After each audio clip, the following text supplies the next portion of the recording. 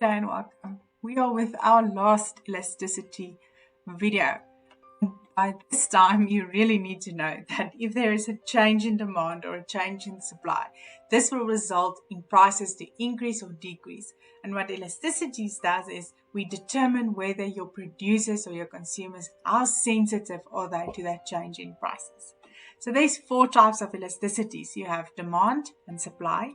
You have your income elasticity, and lastly, you have your cross-price elasticity coefficient and elasticity, which measures the elasticity and the impact it prices as the one product on the other.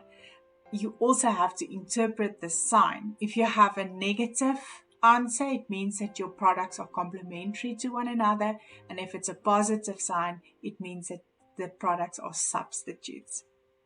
So the cross-price elasticity of demand measures the responsiveness of the quantity demanded of a particular good to the change of price in the related good. Again, if it's a negative, it's a complement. If it's a positive, it's a substitute. Now, what you need to notice is the formula. We're not always going to use this formula, but there's very important information here. So you have your cross-price elasticity, and it says it is the change in quantity of product A divided by the change in prices of product B. And this is extremely important because you will always make use of the quantities of a product A and the prices of product B. And it's the best explained if we do use an example.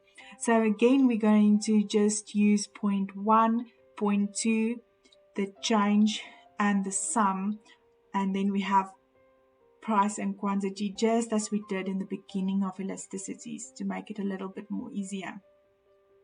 Again, we have quantities of product A, prices of product B. So let's read the question.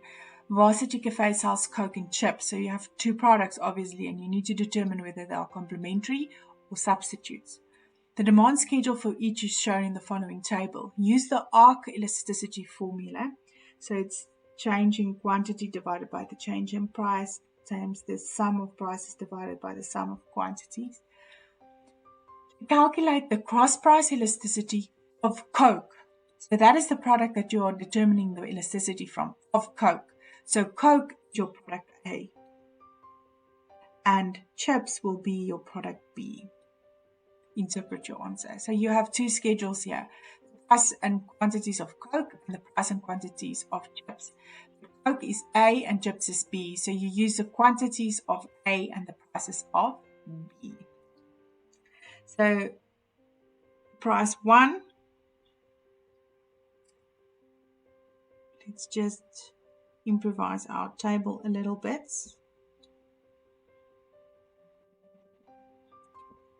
Key. P1, P2. So for quantities, we use product A. So it's 500 Coke, 400 Coke, and the prices of B, 16 and 20. The change, 20 minus 16 is 4. 400 minus 500 is minus 0. Sum, 20 plus 16 is 36. 500 plus 400 is 900. Now you substitute it in. So the change in quantity is minus 100 divided by the change in price is 4 times the sum of your prices is 36 and the sum of your quantities is 900. And then you determine and you will get an answer of minus 1. Now you need to interpret the sign. So it's a minus. A minus means it's a complementary good. So chips and Cokes are complementary goods. If it was a positive, it would have mean that we are working with substitute products. In the next video, we will look at utility.